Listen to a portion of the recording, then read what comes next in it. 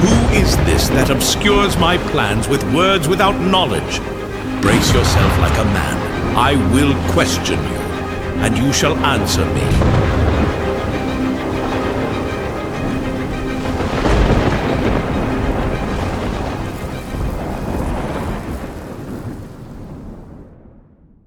A long, long time ago, in the land of Uz, there lived a man named Job. He was blameless and upright, fearing God and shunning evil. Job was blessed with great wealth and a large family. He had 7 sons and 3 daughters. He owned 7,000 sheep, 3,000 camels, 500 yoke of oxen, and 500 donkeys, and had a large number of servants. Job was the greatest man among all the people of the East. His sons used to hold feasts in their homes on their birthdays, and they would invite their 3 sisters to eat and drink with them. When a period of feasting had run its course, Job would make arrangements for them to be purified. Early in the morning, he would sacrifice a burnt offering for each of them, thinking, "Perhaps my children have sinned and cursed God in their hearts." This was Job's regular custom. One day, up above in heaven, the angels came to present themselves before the Lord, and Satan also came with them. The Lord said to Satan, "Where have you come from?" Satan answered the Lord, "From roaming throughout the earth, going back and forth on it." Then the Lord said to Satan, "Have you considered my servant Job? There is no one on earth like him. He is blameless and upright, a man who fears God and shuns evil." "Does Job fear God for nothing?" Satan replied. "Have you not put a hedge around him and his household and everything he has? You have blessed the work of his hands, so that his flocks and herds are spread throughout the land. But now, stretch out your hand and strike everything he has, and he will surely curse you to your face." The Lord said to Satan, "Very well then, everything he has is in your power, but on the man himself do not lay a finger." One day, while Job was in his home, a messenger came to him and said, "The oxen were plowing and the donkeys were grazing nearby, when suddenly the Sabaeans attacked and made off with them. They put the servants to the sword, and I am the only one who has escaped to tell you." While he was still speaking, another messenger came and said, "The fire of God fell from the heavens and burned up the sheep and the servants, and I am the only one who has escaped to tell you." While he was still speaking, another messenger came and said, "The Chaldeans formed 3 raiding parties and swept down on your camels and made off with them. They put the servants to the sword, and I am the only one who has escaped to tell you."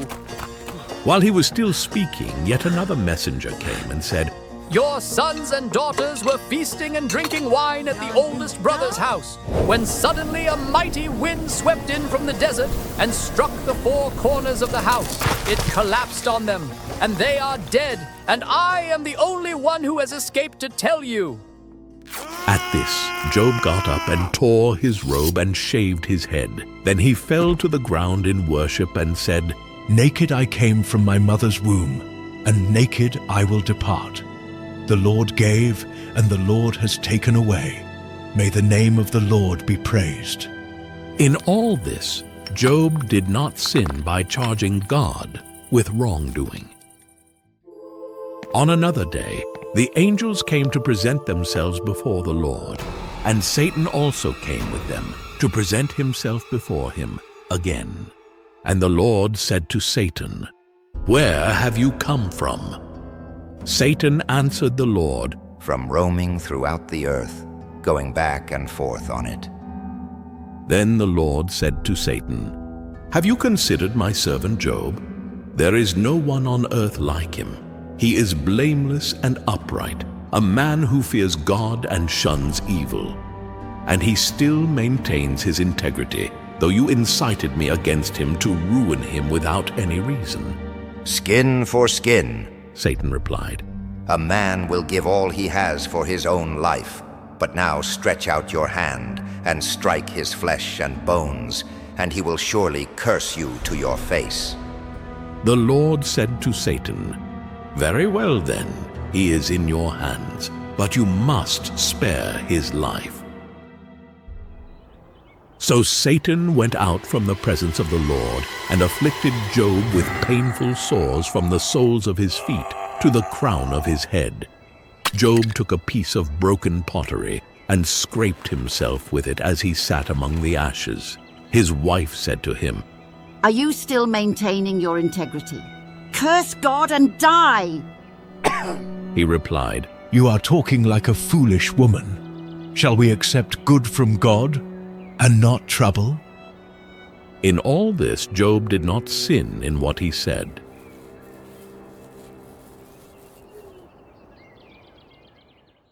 When Job's 3 friends, Eliphaz the Temanite, Bildad the Shuhite, and Zophar the Naamathite, heard about all the troubles that had come upon him, they set out from their homes and met together by agreement to go and sympathize with him and comfort him.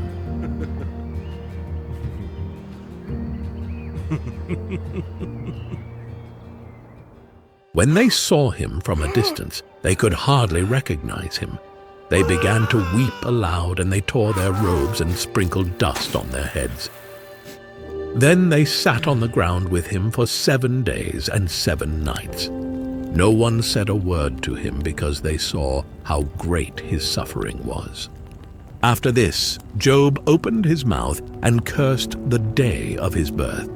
He said, May the day of my birth perish, and the night that said, A boy is conceived. That day, may it turn to darkness. May God above not care about it. May no light shine on it. Why is light given to those in misery, and life to the bitter of soul? To those who long for death that does not come, who search for it more than for hidden treasure, who are filled with gladness and rejoice when they reach the grave. Why is life given to a man whose way is hidden, whom God has hedged in? His friends, distressed by his lament, began to speak. Eliphaz spoke first. Job, the innocent prosper. Your suffering suggests sin. Then Bildad said, If you're upright, then God will restore you. Zophar then said, You talk too much. Repent, and God will lift you. But Job maintained his innocence. I am blameless. Why must I suffer? My heart is pure. Their debate went on for several rounds, with Job defending his integrity and expressing his anguish. Despite his intense suffering and the accusations of his friends, Job continued to express his faith in God. He said, Though he slay me, yet will I hope in him. I will surely defend my ways to his face. Indeed, this will turn out for my deliverance, for no godless person would dare come before him. I know that my Redeemer lives, and that in the end he will stand on the earth. And after my skin has been destroyed, yet in my flesh I will see God. I myself will see him with my own eyes, I and not another. How my heart yearns within me. Then a powerful storm formed, with dark clouds swirling and lightning flashing. Job, standing in the midst of the storm, felt the raw power of nature as the voice of the Lord thundered from within the whirlwind. Finally, the Lord spoke to Job out of the storm. He said, Who is this that obscures my plans with words without knowledge? Brace yourself like a man. I will question you, and you shall answer me. Where were you when I laid the earth's foundation? Tell me if you understand. Who marked off its dimensions? Surely you know. Who stretched a measuring line across it? On what were its footings set, or who laid its cornerstone? While the morning stars sang together and all the angels shouted for joy. Can you bind the chains of the Pleiades? Can you loosen Orion's belt? Can you bring forth the constellations in their seasons? Or lead out the bear with its cubs? Do you know the laws of the heavens? Can you set up God's dominion over the earth? Can you hunt the prey for the lioness and satisfy the hunger of the lions when they crouch in their dens or lie in wait in a thicket? Who provides food for the raven when its young cry out to God and wander about for lack of food? Do you know when the mountain goats give birth? Do you watch when the doe bears her fawn? Do you count the months till they bear? Do you know the time they give birth? They crouch down and bring forth their young. Their labor pains are ended. Their young thrive and grow strong in the wilds. They leave and do not return. Will the wild ox consent to serve you? Will it stay by your manger at night? Can you hold it to the furrow with a harness? Will it till the valleys behind you? Will you rely on it for its great strength? Will you leave your heavy work to it? Can you trust it to haul in your grain and bring it to your threshing floor? Do you give the horse its strength or clothe its neck with a flowing mane? Do you make it leap like a locust, striking terror with its proud snorting? It paws fiercely, rejoicing in its strength, and charges into the fray. It laughs at fear, afraid of nothing. It does not shy away from the sword. The quiver rattles against its side, along with the flashing spear and lance. In frenzied excitement, it eats up the ground. It cannot stand still when the trumpet sounds. Does the hawk take flight by your wisdom and spread its wings toward the south? Does the eagle soar at your command and build its nest on high? It dwells on a cliff and stays there at night. A rocky crag is its stronghold. From there it looks for food. Its eyes detect it from afar. Its young ones feast on blood, and where the slain are, there it is. Look at Behemoth, which I made along with you, and which feeds on grass like an ox. What strength it has in its loins, what power in the muscles of its belly. Its tail sways like a cedar, the sinews of its thighs are close knit. Its bones are tubes of bronze, its limbs like rods of iron. It ranks first among the works of God, yet its maker can approach it with his sword. The hills bring it their produce, and all the wild animals play nearby. Under the lotus plants it lies, hidden among the reeds in the marsh. The lotuses conceal it in their shadow. The poplars by the stream surround it. A raging river does not alarm it. It is secure, though the Jordan should surge against its mouth. Can you pull in Leviathan with a fish hook, or tie down its tongue with a rope? Can you put a cord through its nose, or pierce its jaw with a hook? Will it keep begging you for mercy? Will it speak to you with gentle words? Will it make an agreement with you for you to take it as your slave for life? Can you make a pet of it like a bird, or put it on a leash for the young women in your house? Will traders barter for it? Will they divide it up among the merchants? Can you fill its hide with harpoons, or its head with fishing spears? If you lay a hand on it, you will remember the struggle and never do it again. Any hope of subduing it is false. The mere sight of it is overpowering. No one is fierce enough to rouse it. Who then is able to stand against me? Who has a claim against me that I must pay? Everything under heaven belongs to me. The Lord continued, questioning Job about the mysteries of creation and the natural world, emphasizing his own power and wisdom. Job, humbled and awed by God's words, replied, I am unworthy. How can I reply to you? I put my hand over my mouth. I spoke once, but I have no answer. Twice, but I will say no more." Then the Lord spoke again, further illustrating his might and sovereignty. Job responded, "My ears had heard of you, but now my eyes have seen you. Therefore I despise myself and repent in dust and ashes." After the Lord had said these things to Job, he said to Eliphaz the Temanite, "I am angry with you and your 2 friends because you have not spoken the truth about me, as my servant Job has. So now take 7 bulls and 7 rams, and go to my servant Job and sacrifice a burnt offering for yourselves. My servant Job will pray for you, and I will accept his prayer, and not deal with you according to your folly.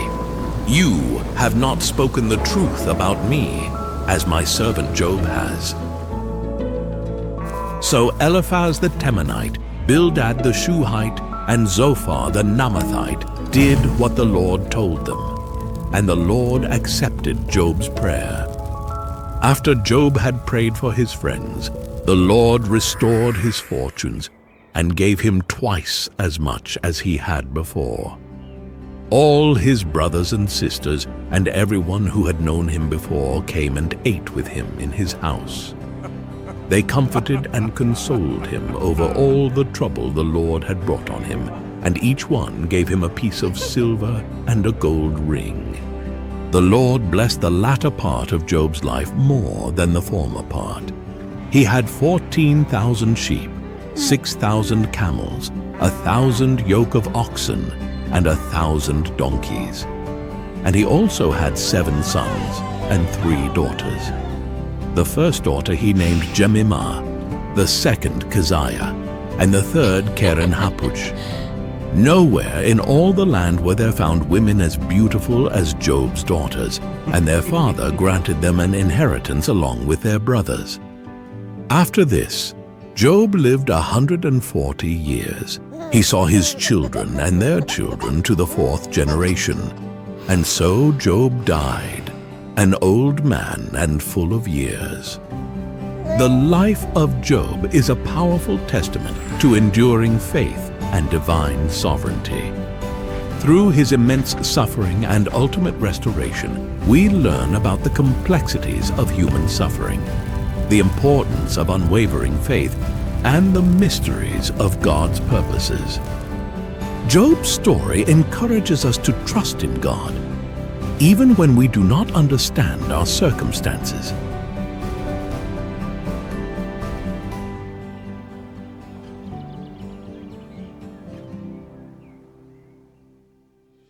We hope you enjoyed the story of Job. We worked really hard on it, and it took a lot of time and effort to make. If this video resonated with you, please give it a thumbs up and share your thoughts in the comments. Don't forget to subscribe to our channel, Bible in a Nutshell, and hit the notification bell so you won't miss our next journey through the scriptures. We at Bible in a Nutshell want to create a new wave of Christianity all over the world, spreading faith, hope, and love to everyone. By liking, commenting, and sharing this video with your friends and family, you're helping to spread the word and grow our global community of believers. A special thank you to our amazing YouTube members and patrons. Without you, our work wouldn't be possible. If you'd like to support us further and join this community, consider becoming a member today. Together, we're sharing the wisdom of the Bible. God bless, and we'll see you in the next video.